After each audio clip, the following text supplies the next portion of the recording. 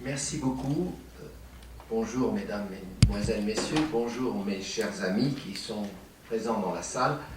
Je suis très touché de la confiance qui m'est faite par l'Académie des banlieues, par les organisateurs de cette rencontre.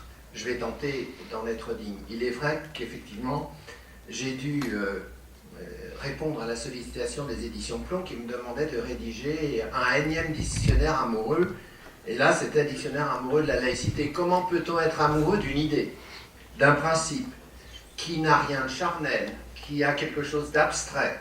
Eh bien oui, on peut l'être, lorsqu'on se rend compte que par la mise en œuvre de cette idée, on peut construire du lien social, construire une société fraternelle, où, sans avoir à gommer les différences, on apprend qu'on détient en soi-même l'universalité de l'humanité, car l'humanité est une, indivisible. Il faudrait d'ailleurs rédiger notre Constitution, dont vous savez qu'un texte dit tous les Français et toutes les Françaises sont égaux sans distinction de race. C'est très étrange, c'est très historiquement daté. Il faudrait supprimer le sans distinction de race, car il est clair et bien établi maintenant qu'il n'y a qu'une race, la race humaine, et que le concept de race n'est pertinent que pour les animaux. Ce qui veut dire que par-delà nos différences, pigmentation de la peau, sexe, convictions spirituelles, les athées, les agnostiques, nous sommes des êtres humains et des citoyens. Il faut d'ailleurs rompre, me semble-t-il, avec cette sémantique communautariste qui dit les musulmans, les juifs, les athées, nous sommes d'abord des êtres humains et des citoyens. Alors on peut ajouter, pour préciser, des citoyens de confession musulmane ou des citoyens humanistes athées, mais la particularité vient toujours après l'universalité, c'est-à-dire que nous sommes d'abord des êtres humains. Quand je vous vois, quand je vous regarde, je ne vois pas, je ne vous découpe pas en une sorte de mosaïque qui juxtaposerait des communautés, je vois des êtres humains. Et ce qui m'apparaît de prime abord, et de toute évidence, c'est notre appartenance commune à l'humanité, avec un grand H. Et c'est cette appartenance qui doit toujours être mise en avant, non pas pour gommer les différences, mais pour faire en sorte que nos différences ne soient pas obstacles au lien social. Pendant la résistance aux nazis, Honoré d'Estienne d'Orve, officier de marine catholique, et Gabriel Péry, communiste, athée, humaniste, ont été assassinés par les nazis. Tous les deux, au-delà du fait que l'un croyait au ciel et l'autre n'y croyait pas, contribuaient à une œuvre commune. Et quelle œuvre? Reconquérir la liberté perdue. N'oublions jamais que celui qui croit au ciel et celui qui n'y croit pas sont frères en humanité. Et que, aujourd'hui, où l'on assiste à un repli communautariste, le rappel de cette unité première et primordiale de l'humanité est absolument nécessaire. Il faudrait même une déontologie du discours politique. Il faudrait que les hommes politiques, que les élus, que les maires, que les députés, que les simples citoyens cessent de dire les musulmans, les athées, les catholiques. Nous savons bien que les musulmans, les athées, les catholiques sont très différenciés entre les catholiques intégristes qui manifestent contre l'extension des droits et contre le mariage pour tous, et les fidèles catholiques qui, eux, n'entendent pas dicter leur conception particulière à l'ensemble de la société. Il y a une énorme différence. Entre les musulmans laïcs, les citoyens de confession musulmane qui défendent la laïcité, qui défendent leur religion comme une simple démarche spirituelle, qui n'engage qu'eux-mêmes et qui n'a pas à s'imposer aux autres, et les islamistes politiques qui veulent imposer leurs lois et dont les premières victimes sont les premiers, c'est-à-dire les citoyens de confession musulmane. Il y a un abîme, comme il y a un abîme entre les Israéliens intégristes qui brandissent la Bible comme un titre de propriété pour expulser les Palestiniens de leur propre terre, et les Israéliens de la paix maintenant qui se battent pour qu'enfin Palestiniens et Israéliens puissent coexister pacifiquement. Comme il y a un abîme, bien entendu, entre ceux qui considèrent la religion comme une démarche spirituelle qui n'engage que les croyants et qui n'a pas à engager toute la société, et ceux qui voudraient encore, aujourd'hui, imposer leur conception de la vie, qu'ils jugent la seule bonne à toute la société. Les idéologues de la manifestation mal nommée pour tous, mais que veulent-ils? Quand la République laïcisée a-t-elle imposé à ces gens-là une conception de la sexualité qui serait réduite au plaisir et qui se débarrasserait de la procréation? Dans une cité laïque, les citoyens qui ne veulent faire l'amour que pour faire des bébés ne sont pas obligés de faire l'amour pour autre chose. Depuis quand la laïcisation du mariage devrait-elle conduire à l'imposition d'un modèle d'accomplissement? Et pourtant, vous le voyez, et là, il ne s'agit pas d'islam ou d'islamisme.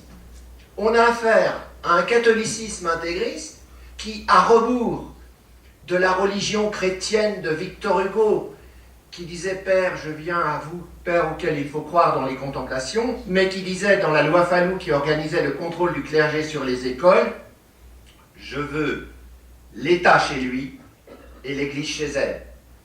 Donc débarrassons-nous des schèmes chers à Marine Le Pen, du choc des civilisations.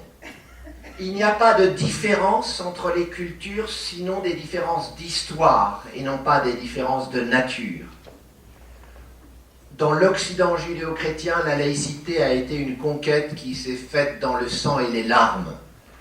Le christianisme n'a pas sécrété de lui-même, n'en déplaise à Marcel Gauchet, son propre dépassement.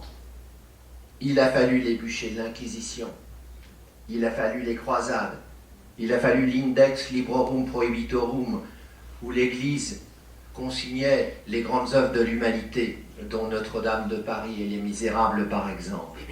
Il a fallu des luttes dans le sang et les larmes pour conquérir l'idéal de laïcité. La laïcité n'est pas un produit culturel, comme le canard laqué ou le steak frites. La laïcité est un idéal d'émancipation qui a été conquis à rebours des puissances dominantes. Ce qui s'est fait dans l'Occident judéo-chrétien peut parfaitement se faire dans les territoires qui ont été marqués par l'islam. L'année dernière, je me suis rendre hommage à Chokri Belaïd, membre du Front populaire tunisien, avocat laïque, qui a défendu les femmes, qui a défendu la laïcité dans son propre pays. Il faut arrêter de prétendre qu'il y aura hétérogénéité principielle entre la religion musulmane et la laïcité. Il y aurait, si on suit cette idée, la même hétérogénéité entre le catholicisme de l'inquisiteur Torquemada et d'Isabelle la catholique, qui ordonna aux musulmans espagnols et aux juifs espagnols de se convertir ou de quitter l'Espagne, et qui lança l'inquisition contre les néo-christianos, c'est-à-dire ceux qui s'étaient convertis pour avoir la vie sauve, mais qui continuaient à pratiquer clandestinement leur religion. N'oublions pas cela. Pour contrer la thèse du choc des civilisations chère à Samuel Huntington, et que reprend l'extrême droite aujourd'hui, qui n'a rien de laïque, ce n'est même pas une laïcité falsifiée que celle de Madame Le Pen, c'est une absence totale de laïcité. Je n'ai jamais entendu Marine Le Pen s'insurger contre le concordat d'Alsace-Moselle qui met à la charge de toute la République les salaires des prêtres, des rabbins et des pasteurs, à contrario de la loi de 1905. Je n'ai jamais entendu Madame Le Pen s'insurger contre la loi de Bré, qui oblige les contribuables athées et agnostiques à financer les écoles privées religieuses. Je n'ai jamais entendu ces personnes-là mettre en cause les atteintes graves à la laïcité du fait d'une autre religion que l'islam. Autrement dit, ce n'est pas la laïcité que le Front National nous propose, c'est une caricature de laïcité à rebours de nos idéaux universalistes, car prétendre réserver la laïcité à un groupe de citoyens qui est désigné comme tel, qui est marqué, remarqué et démarqué, c'est une abjection.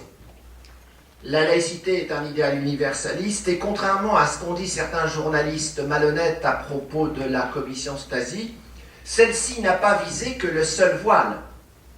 Je me souviens en tant que membre de la commission Stasi avoir beaucoup insisté pour qu'on cite 2 autres types de signes religieux afin qu'il soit bien clair qu'on ne visait pas une religion particulière. Et si vous relisez le rapport de la commission Stasi, vous verrez qu'on dit, comme exemple de signes ostentatoires à ne pas porter dans l'école, non seulement le voile, mais aussi la kippa et la croix charismatique des JMJ. Il faut être clair, et contre ceux qui prétendent à tort que la laïcité est tournée contre une religion particulière, au nom effectivement de nos idéaux universalistes, il importe de préciser les choses. Donc, j'aborde cette thématique avec un peu d'angoisse parce que j'ai peur pour la laïcité aujourd'hui. Je n'ai pas peur en ce sens que je crois que c'est un idéal suffisamment fort pour que les citoyens s'en emparent et en assurent la défense, mais quand je vois de toutes parts monter d'un côté de nouvelles figures de racisme, d'exclusion, et d'un autre côté de nouvelles thématiques, ça a été précédemment indiqué avec ceux qui prétendent adjectiver la laïcité. Est-ce qu'on parle de droits de l'homme ouverts? Non. Mais pourquoi parle-t-on de laïcité ouverte? Sinon pour suggérer hypocritement que la laïcité sans adjectif serait fermée. Donc ceux qui adjectivent le mot laïcité sont clairement des adversaires de la laïcité, mais ils n'osent pas le dire. On connaît les religieux qui définissent en Espagne el laicismo inclusivo, la laïcité inclusive. Et qu'est-ce qu'ils entendent par inclusive? C'est inclusif des privilèges publics de la religion maintenus dans l'espace public. Donc, soyons précis sur le vocabulaire, et nous pourrons l'être lorsque nous serons clairs sur la chose. Après cette introduction, je voudrais quand même ajouter une chose, un peu biographique, pardonnez-moi. Lorsque j'avais 20 ans et que j'étais un étudiant révolté qui voulait tout chambouler, je ne pensais pas à la laïcité. On respirait l'air de la laïcité comme M. Jourdain fait de la prose, sans le savoir. Il paraissait à peu près évident à tout le monde que les croyants doivent être libres de croire et qu'ils n'engagent qu'eux-mêmes et qu'ils n'ont pas à dicter leur loi particulière à la loi commune. Ma grande question, c'était la justice sociale, la lutte des classes, qui d'ailleurs n'a pas cessé. Et donc, aujourd'hui, puis un jour, j'ai découvert, au moment de la montée des fanatismes politico-religieux, sur fond de désespérance, de mondialisation ultralibérale, de destruction des droits sociaux, de déconstruction du Code du travail, j'ai découvert que peut-être il y avait un lien que pointait déjà Karl Marx entre la montée des fanatismes religieux et le triomphe, apparemment sans alternative, comme disait Madame Thatcher, « There is no alternative », il n'y a pas d'alternative, le triomphe d'un capitalisme décomplexé qui rêve de revenir au premier âge du capitalisme en raturant les conquêtes du deuxième âge, puisque comme vous savez, dans le premier âge du capitalisme que décrit Victor Hugo lorsqu'il dit « Où vont tous ces enfants dont pas un seul ne rit ?» et qui ajoute un peu plus loin « Quel est ce progrès qui produit la richesse en créant la misère ?» Tout y est, et nous y sommes. Victor Hugo pourrait dire « Quel est ce progrès entre guillemets qui produit la richesse et qui produit la richesse en créant la misère ?» Sur le fond de cette désespérance sociale, on a vu renaître des mises en cause de la modernité, de la démocratie, avec une sorte de leitmotiv. Vous avez voulu la modernité, la démocratie, la laïcité, regardez le résultat. Diagnostic évidemment complètement faux. mais diagnostic dans lequel les fanatiques religieux, je dis bien les fanatiques religieux et non pas tous les religieux, se sont engouffrés pour suggérer que cette modernité démocratique était nécessairement mortifère pour l'humanité. Erreur de diagnostic. Marx disait déjà que la religion, sans se réduire à cela, peut quelquefois servir d'opium pour la créature opprimée, de compensation.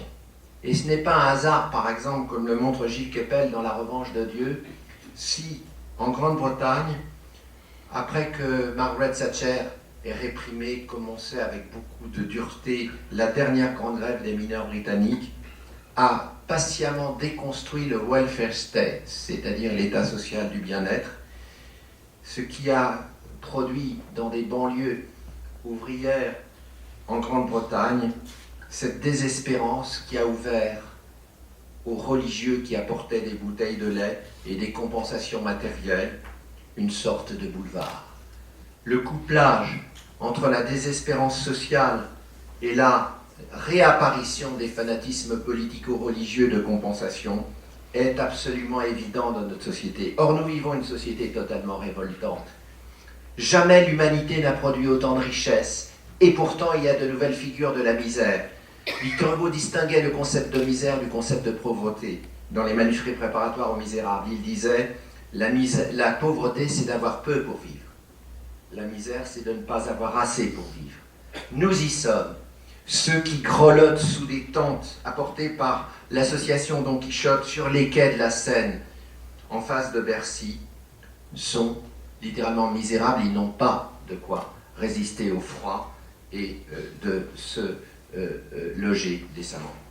C'est sur le fond qu'il ne faut jamais oublier cette désespérance sociale par la déconstruction des droits sociaux, par l'oubli de la notion de service public.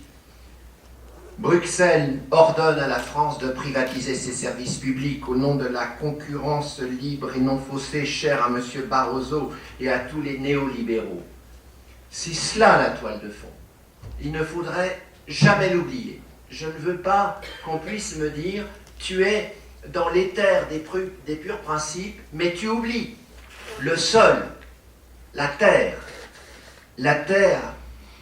des rapports sociaux humains, cette terre à laquelle il faut toujours revenir pour comprendre d'où viennent les souffrances. » Sur ce point, la lecture de Karl Marx reste d'une très grande pertinence. Mais ce n'a pas empêché Marx de faire l'éloge de l'œuvre laïque des communards, de ces communards qui sont montés à l'assaut du ciel, dit Marx, dans la guerre civile en France en 1871. Un véritable, son superbe texte éloge de la Commune de Paris évoque la loi de séparation de l'État et des Églises rédigée par les communards 35 ans avant la loi 1905. Et Marx de dire il est très important que les communards aient ôté au cléricalisme religieux la formation des consciences pour la restituer à la culture émancipatrice.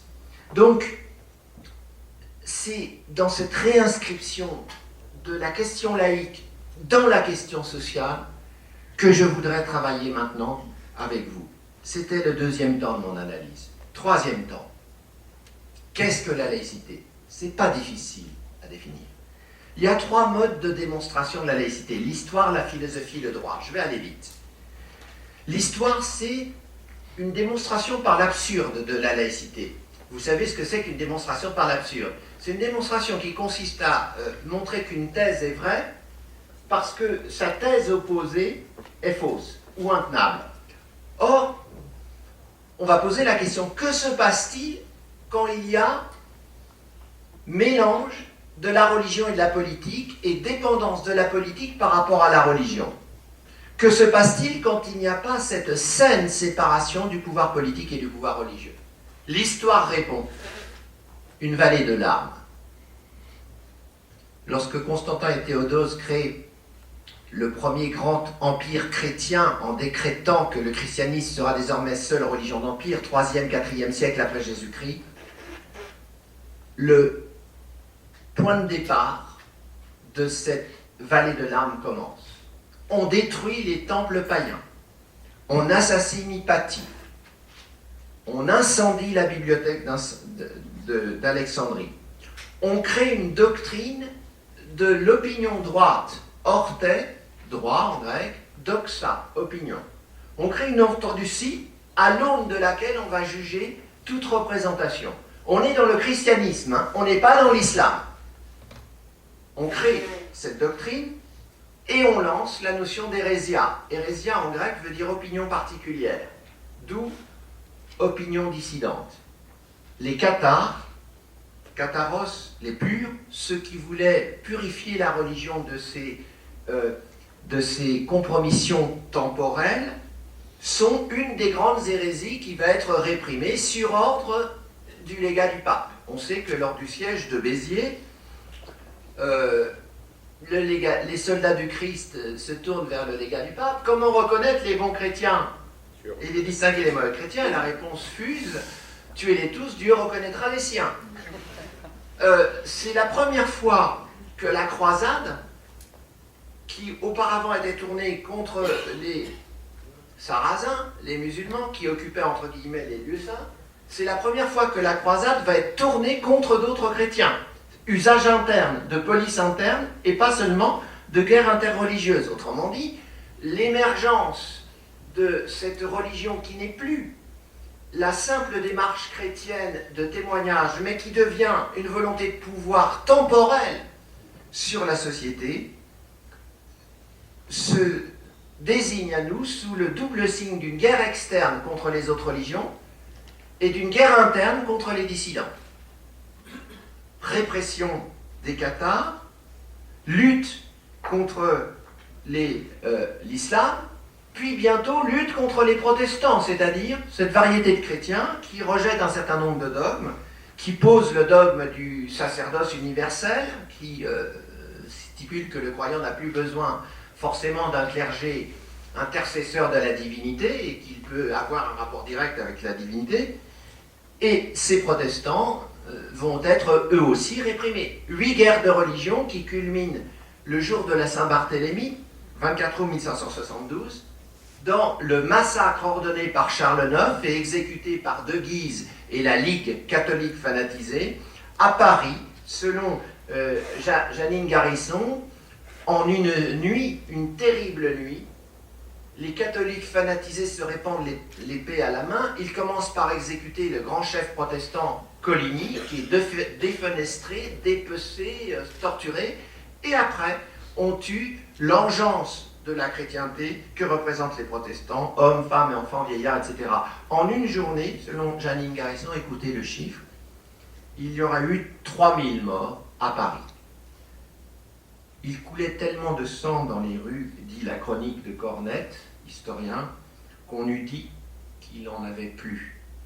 C'est-à-dire que ces 3000 morts de la Saint-Barthélemy font écho, si on repense au passé, aux 3000 morts des Twin Towers, lorsque des avions pleins de civils furent précipités contre des tours pleines de civils à New York. Ce n'est pas seulement l'islamisme politique qui a pu sécréter l'horreur. Ce n'est pas non plus le christianisme comme tel.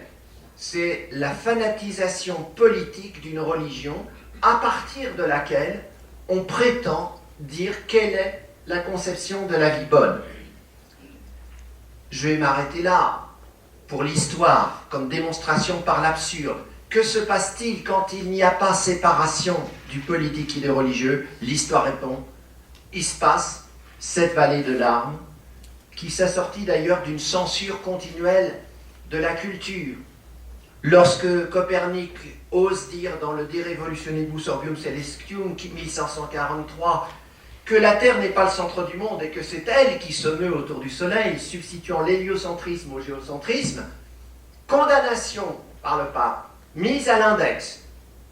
Index librorum prohibitorum, index des livres interdits. Je vous rappelle que cet index n'a été supprimé par l'Église qu'au moment de Vatican II, c'est-à-dire en 1963. Le moins qu'on puisse dire, c'est que si le christianisme, comme le prétend Marcel Gauchet, a inventé la laïcité, il a mis du temps à s'en apercevoir. Donc effectivement, il faut rappeler cela, non pas pour ressasser une histoire, mais pour relativiser le discours ambiant qui prétend que l'islam, c'est le mal.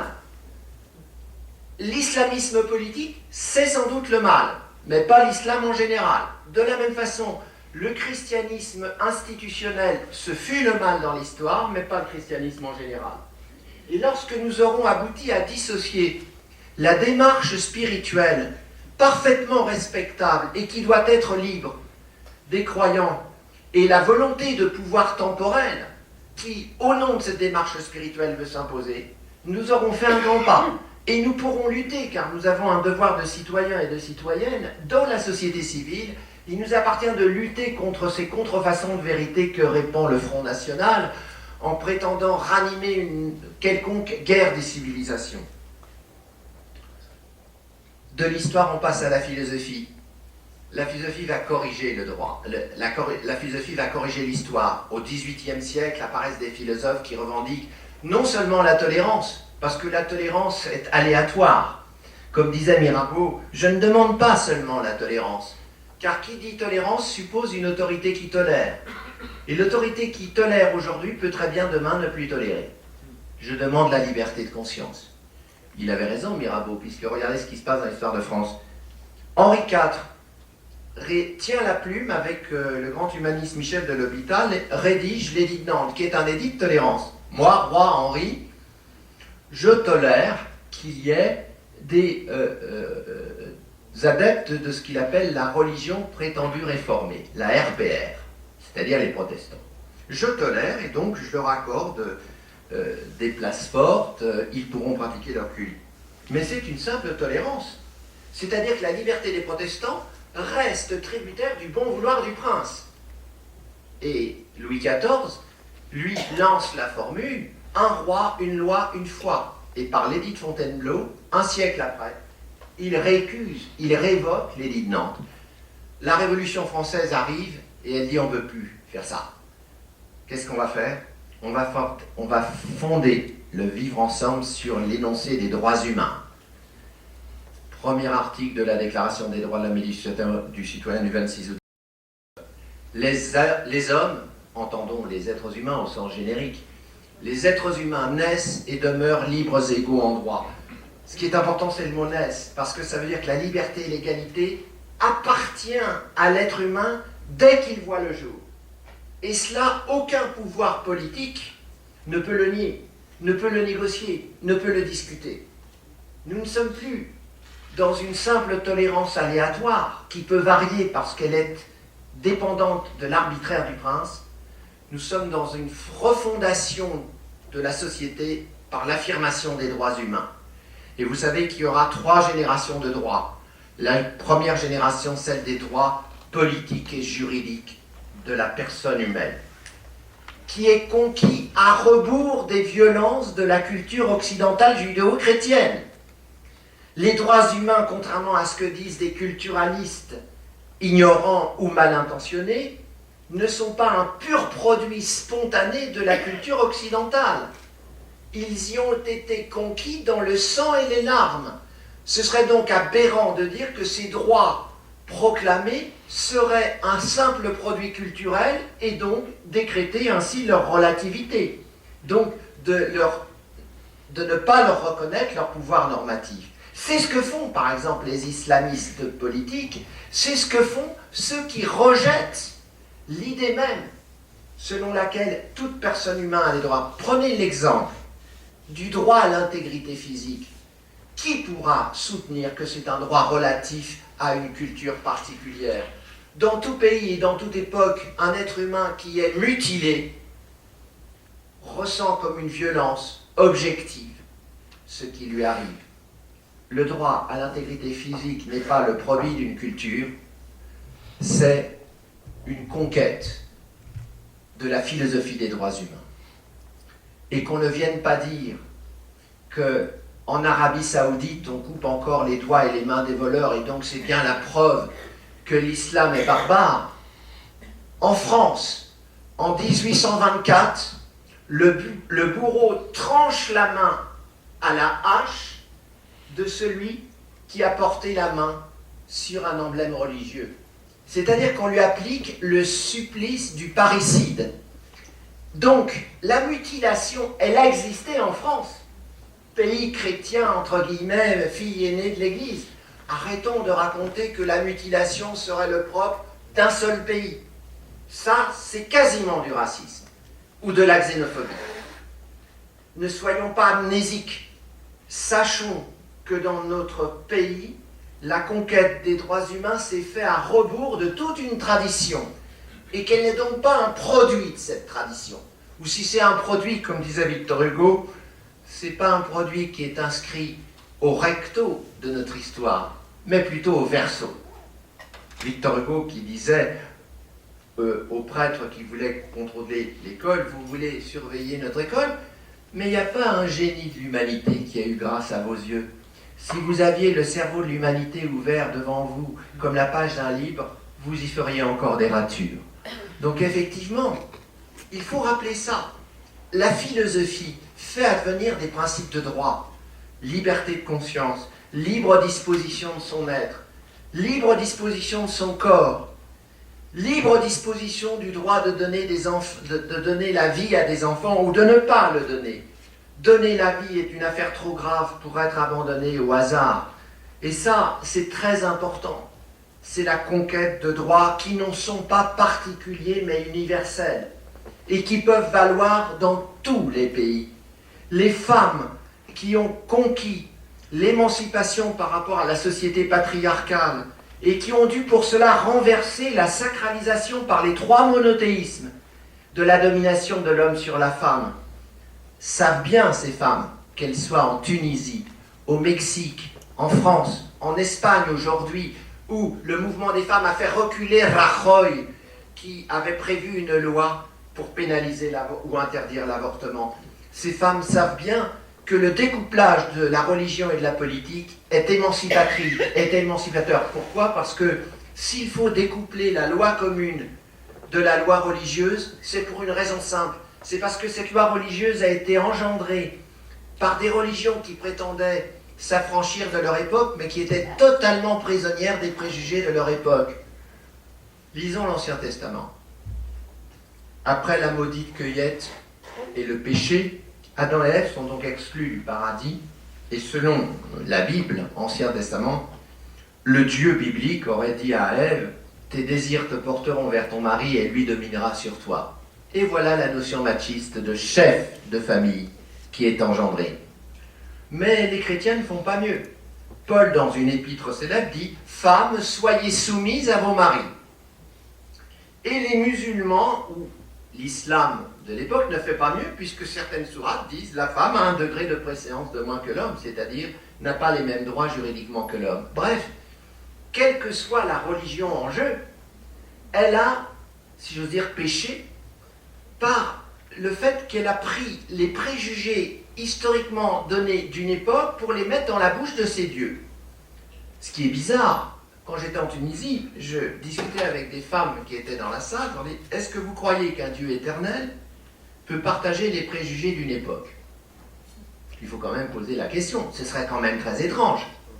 Il ne s'agit pas de renoncer à la croyance en Dieu, mais il s'agit de vous demander si un Dieu éternel, c'est-à-dire contemporain de tous les temps, peut faire sien les plus terribles préjugés d'une époque déterminée. Est-ce que vous ne pensez pas que votre Dieu est plutôt du côté de la justice, qui consiste à dire que les femmes et les hommes doivent être égaux, et que donc le propos divin, c'est pas que la femme doit être dominée par l'homme, c'est plutôt que la femme et l'homme doivent être égaux. Alors évidemment, c'est un discours tout à fait différent qu'ils entendaient. Comme disait Victor Hugo, qu'est-ce que la Révolution française? Il répond, un geste de Dieu. Nous sommes donc dans les prémices d'une théologie de la libération qui montre très bien aussi que certains croyants peuvent très bien interpréter leur démarche spirituelle, non pas dans le sens de la conservation de l'ordre établi, mais dans le sens de la remise en question de cet ordre établi. Voilà pour la philosophie. Et aujourd'hui, évidemment, puisque la philosophie, c'est encore des grands principes, liberté, égalité, eh bien, la philosophie va déboucher sur des lois. Et on passe au moment juridique. En France, je vais très vite, deux groupes de lois qui émancipent la puissance publique de l'Église et de toute religion. Les lois scolaires entre 1881 et 1886, où Jules Ferry affranchit l'école de l'Église, et la grande loi du 9 décembre 1905, qui dit « La République ne reconnaît, ne salarie ni ne subventionne aucun culte » dans son article 2. C'est clair, c'est net, ça ne souffre pas de discussion. Et ceux qui aujourd'hui disent il faudrait réécrire la loi de 1905 parce qu'on est dans un autre contexte, parce qu'il y a une autre religion qui est apparue, le paysage religieux s'est modifié, j'ai envie de leur dire, mais qu'est-ce que ça change?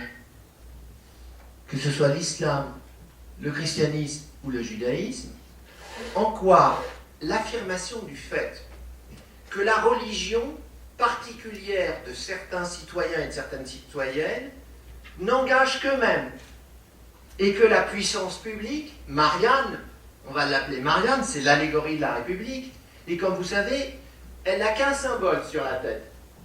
C'est le bonnet phrygien de l'esclave affranchi. Magnifique. Marianne porte le symbole de l'émancipation. Et émancipation en latin, ça veut dire la sortie du mancipium. Le mancipium à Rome, c'était le domaine tenu par le père. Et quand le père estimait que le jeune homme, pardon mesdames et mesdemoiselles, on vivait en pleine société patriarcale, quand il estimait que le jeune homme était capable de vivre par lui-même et de s'émanciper, eh bien il lui disait « Te emancipo », tu peux sortir du domaine paternel. Mancipium, c'est le domaine que le pater familias tient sous sa main. Manus capere, mancipium. Eh bien l'émancipation, c'est le principe de la laïcité. Et je voudrais essayer de terminer un petit peu par ça, pour déboucher sur la question actuelle. La laïcité, contrairement à ce que disent Jean-Paul Willem, Bob Hérault et d'autres laïcs prétendus ouverts, ce n'est pas seulement la sécularisation des fonctions régulatrices de la société. On appelle sécularisation le transfert de fonctions régulatives de la religion à l'autorité civile. Inscription dans le siècle, secula seculorum, inscrire dans le siècle ce qui auparavant relevait les religieux. Par exemple, pendant très longtemps, l'état civil a été tenu par des religieux. C'est la Révolution française qui décide que l'état civil, désormais, sera détenu par l'état civil, par une autorité civile. Mais là où les théoriciens de la laïcité ouverte, qui vous racontent qu'en Europe, il y a 40 laïcités différentes, là où, à mon avis, et je soumets ceci à votre jugement, bien entendu, là où, à mon avis, ils se trompent, c'est lorsqu'ils oublient l'émancipation. La laïcité est un principe d'émancipation. Dire, par exemple, que la loi qui régit les rapports entre les hommes et les femmes doit s'affranchir totalement du machisme traditionnel, et que les femmes doivent dire de la plénitude de l'égalité des droits, pas seulement dans la théorie, mais aussi dans les faits, ce qui veut dire à travail égal, salaire égal. Et on en est encore loin, hélas, même dans notre pays. Eh bien, ça veut dire que pour les femmes, et j'ai souvent été invité à parler de laïcité par des féministes qui pensaient, comme Louis Aragon chanté par Jean Ferrat, que la femme est l'avenir de l'homme. Et il faut bien comprendre ce que veut dire Aragon. C'est que l'homme, par la reconnaissance de la plénitude de la femme, abandonnera des réflexes, des habitudes qui perturbent la relation des sexes. Et que cette relation des sexes s'épanouira dans un autre registre dès lors qu'elle aura été délivrée du comportement dominateur. C'est ça que veut dire la thèse de la femme et l'avenir de l'homme. C'est-à-dire que par son émancipation, la femme conduira l'homme lui-même à un mode d'affirmation encore plus vrai, plus riche que lorsqu'il était le dominateur. Eh bien, cet idéal d'émancipation, il est très important. Et ceux qui veulent constamment brouiller les cartes en disant au nom des cultures qu'il faut permettre à chacun d'affirmer son identité, je voudrais rappeler que pour un être humain, la notion d'identité est complexe. D'abord, je ne pense pas qu'il y ait d'identité collective. il y a sans doute des facteurs d'appartenance collective, mais pour tout être humain, comme le dit Sartre, il choisit son identité, il se choisit. Je me choisis toujours, je choisis mon être, je choisis de m'accomplir en me pacsant, ou en vivant en union libre, ou en me mariant, mais c'est mon choix. Et jusqu'au dernier souffle, tant que je serai un être humain, jusqu'à mon dernier souffle, je serai libre de me redéfinir. Autrement dit, l'identité d'un être humain est en suspens dans sa liberté. Et si on oublie ça, si on veut clouer, comme le font les communautaristes, l'identité individuelle à une identité collective, qui est largement imaginaire, et en plus, si cette identité collective est clouée à une religion, dans la confusion entre culture et culte, confusion que commettent beaucoup trop d'élus lorsqu'ils financent par la voie détournée des cultes, en donnant de l'argent payé par des contribuables athées ou agnostiques et pas seulement croyants, pour construire des lieux de culte, ils commettent une collusion entre culture et culte. Les petits malins qui aujourd'hui veulent contourner la loi de 1905, vous savez ce qu'ils font. Ils appliquent les recommandations de M. Machelon, qui a écrit un rapport dans lequel il explique comment contourner la loi de 1905. Ce rapport avait été demandé par M. Sarkozy du temps où il était ministre de l'Intérieur.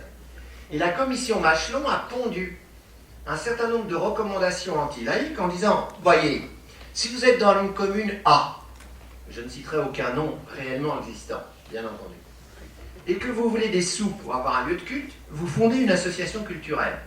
Comme la culture est universelle, eh bien, vous aurez des sous. Et après, vous pourrez doucement évoluer vers le culte.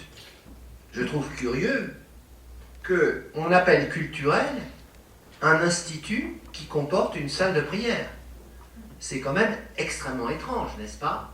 Ça veut dire qu'on a fusionné consciemment pour brouiller les pistes le cultuel et le culturel.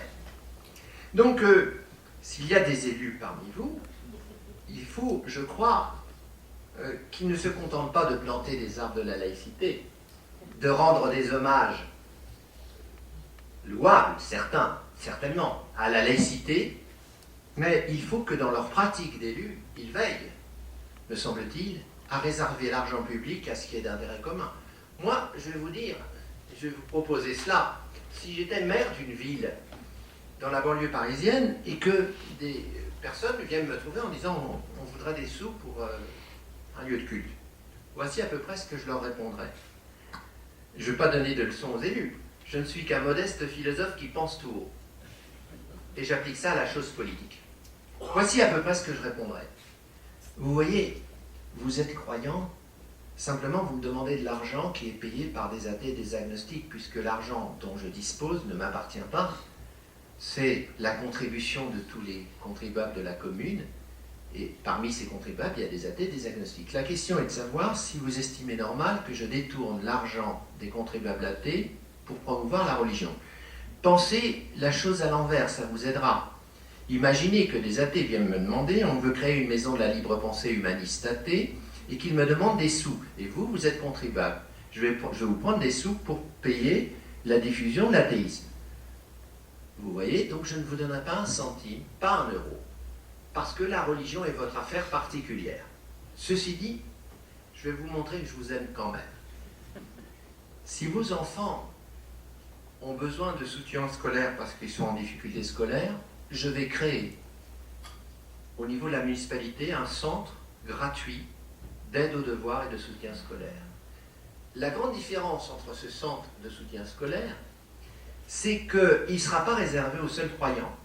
Il sera pour les enfants des athées, des croyants et des agnostiques. Il sera universel.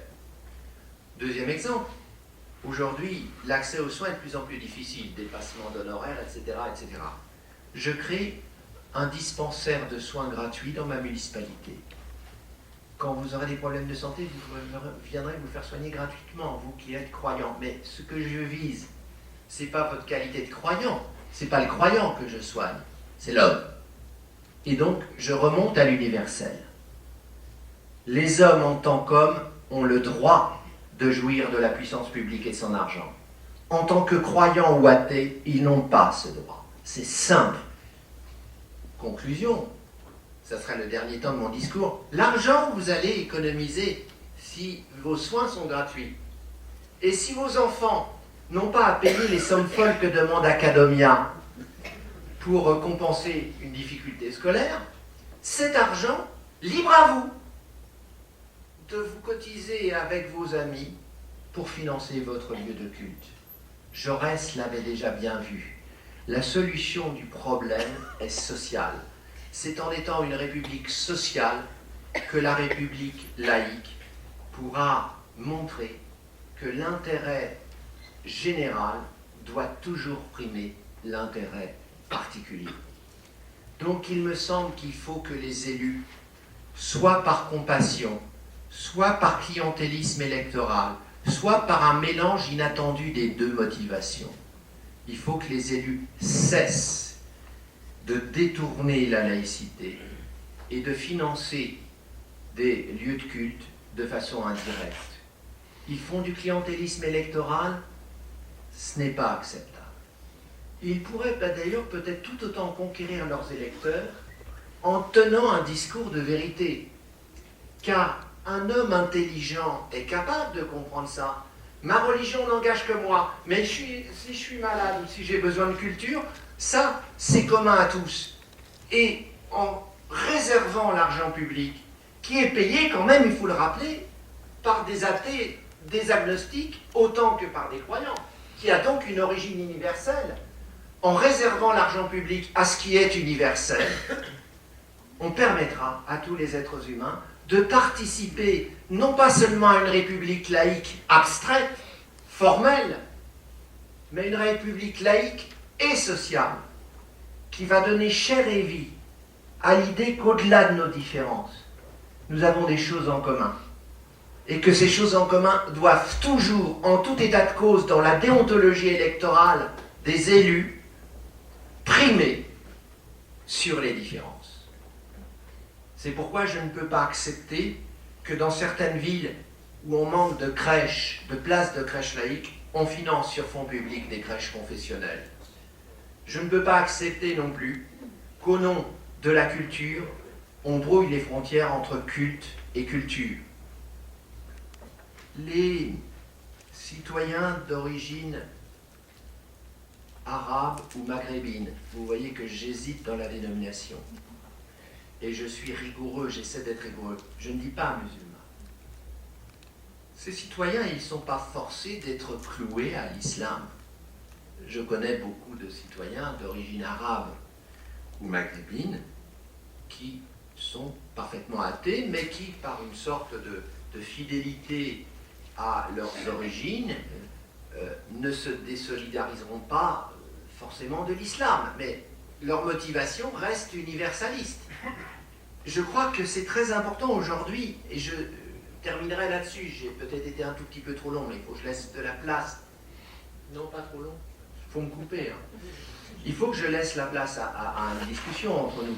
Mais je voudrais terminer là-dessus. Il nous faut ne jamais oublier l'universel. Je terminerai par une sorte d'image. Nous sommes une assemblée constituante. Vous êtes délégués de toute la France pour rédiger une nouvelle constitution. Et oui, vous ne le saviez pas, mais c'est cela qui se passe ce matin. Il y a, comme dans toute la population française, il y a parmi vous des croyants, des athées et des agnostiques. Vous savez que les agnostiques ne sont pas tout à fait des athées, ce ne sont pas des gens qui nient l'existence de Dieu comme les athées, ou qui l'affirment comme les croyants, ce sont des gens qui suspendent leur jugement. Agnosco, ça veut dire je ne sais pas, je ne me prononce pas. Thomas Huxley disait, on lui a demandé, ce serait lui qui aurait lancé le terme, quand on lui a demandé s'il croyait en Dieu, il aurait répondu « I am agnostic », c'est-à-dire je ne sais pas, je ne statue pas sur ce qui dépasse à mes yeux mon expérience immédiate, c'est sur l'au-delà. Alors il y a parmi vous, c'est vraisemblable, des croyants, des athées, des agnostiques, des libéraux.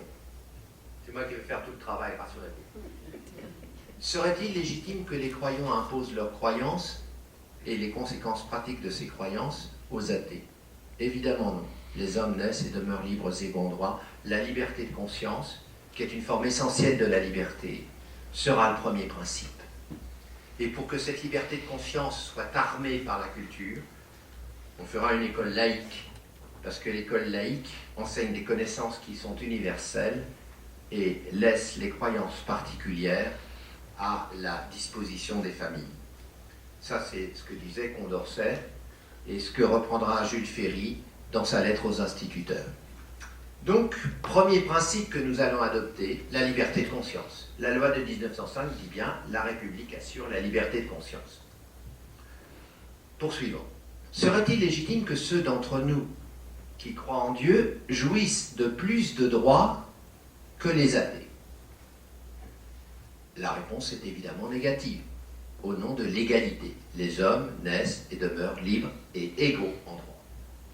Or, tout privilège public de la religion au nom de la prétendue identité collective est évidemment une atteinte à l'égalité des droits des athées et des croyants. C'est clair.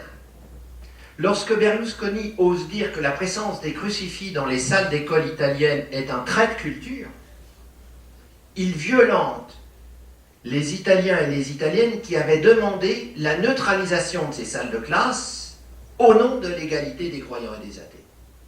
Ce qui est très étrange, c'est que les différentes juridictions européennes, enfin on peut tout attendre maintenant de cette Europe pourrie qui va à l'encontre des idéaux des États-Unis d'Europe inventés par Victor Hugo.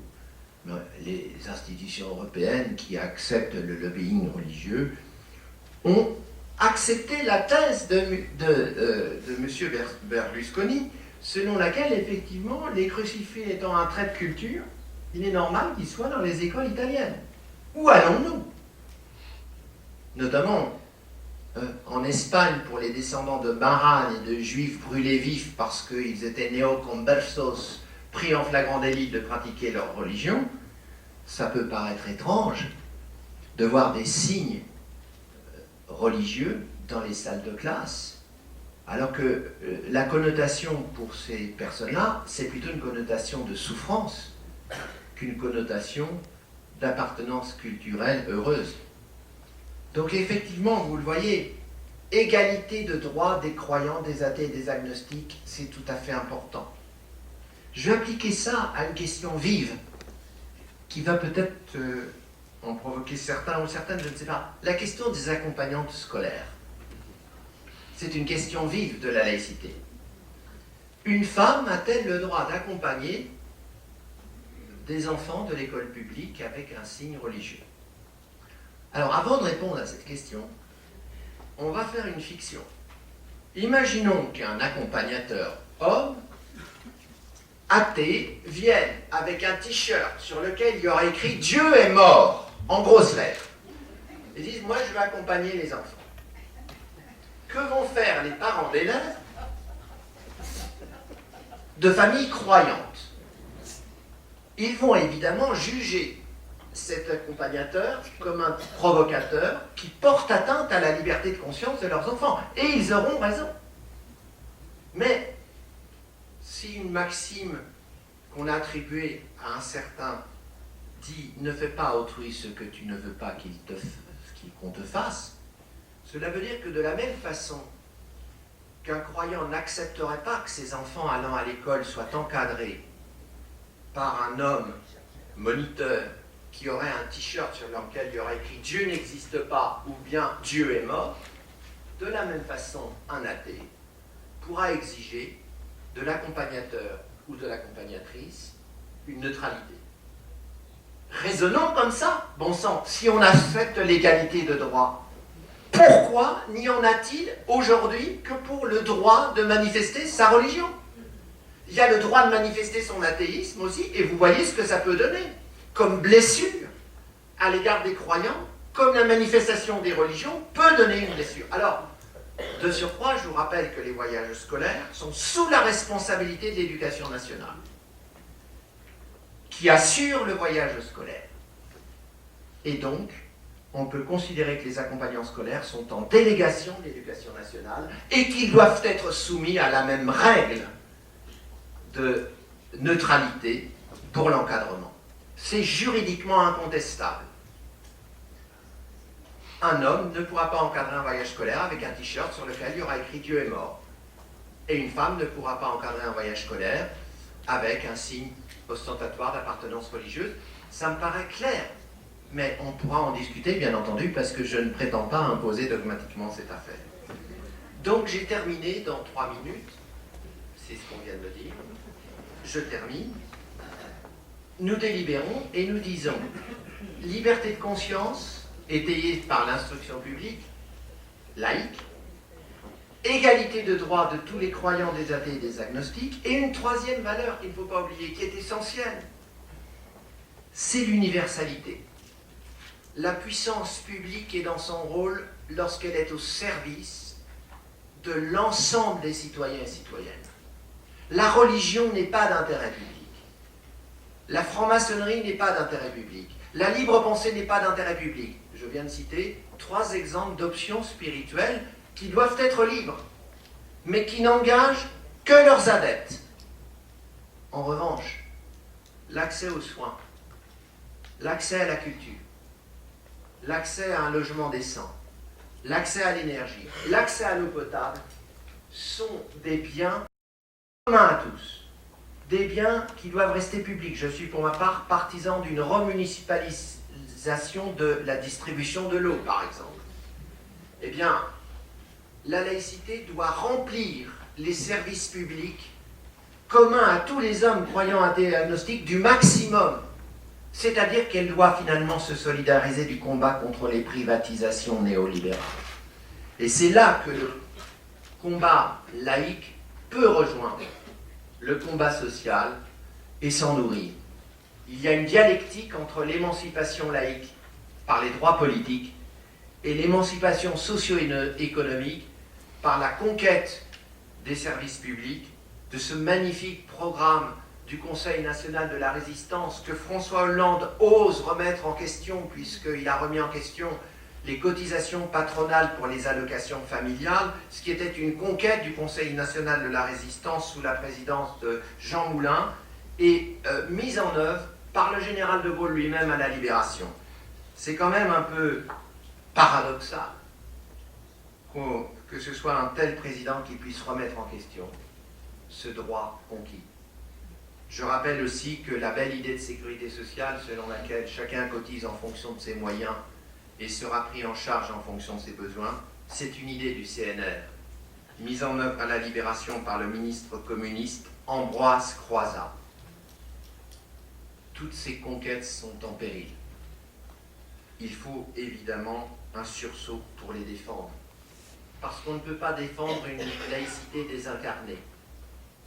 La laïcité, c'est clairement l'alliance de la liberté de conscience, de l'égalité de droits des citoyens, ce qui interdit tout privilège public des religions, comme tout privilège public de l'athéisme, et la finalisation par l'intérêt général de la puissance publique. Or, la religion n'est pas d'intérêt général, l'athéisme non plus.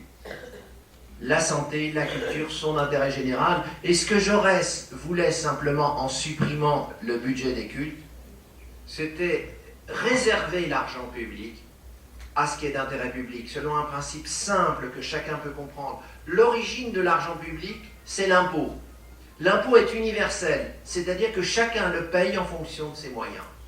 Eh bien, la destination de l'argent public doit être également universelle, puisque son origine est universelle. Si on affecte de l'argent public à un intérêt particulier, cela s'appelle du détournement. Voilà ce qu'est, me semble-t-il, la philosophie de la laïcité. On dit que cette réalité de la laïcité est franco-française, il n'en est rien. Mustafa Kemal, dit Atatürk, le Turc bien-aimé et vénéré, a donné le droit de vote aux femmes turques en 1934, 10 ans avant la France. Il a laïcisé la Turquie, et là, cette laïcisation est remise en question aujourd'hui par M. Erdogan. Benito Juárez, premier président du Mexique, a fait las leyes de reforma y de separación de la Iglesia y del Estado. 55 ans avant la France, le Mexique a séparé l'État et l'Église.